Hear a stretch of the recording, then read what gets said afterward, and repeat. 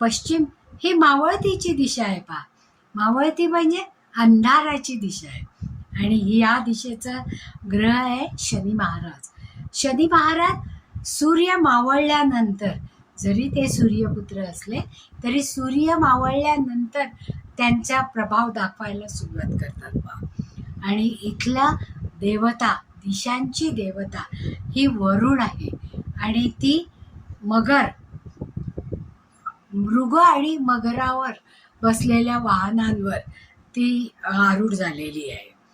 मग त्याच्यामुळे पश्चिम दिशेमध्ये जर दोष असेल तर आपल्याला गरिबीचा सामना करावा लागतो. घरामध्ये सतत कलह होतात, दारिद्र्यता येते आणि मानसिक विकार वाढतात. कारण ही अंधाराची दिशा आहे. मग अंधारामध्ये एकटं बसायला कोणाला आवडतं? की ज्यांना जगापासून दूर जायचंय अशा लोकांना.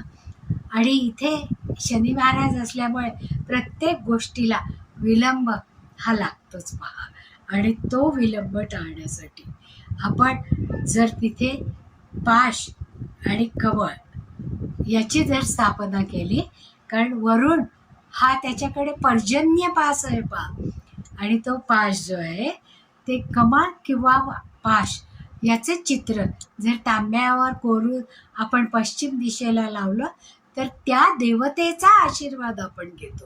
कारण त्यांचं अस्त्र तिथे आपण स्थापन केलेलं आहे.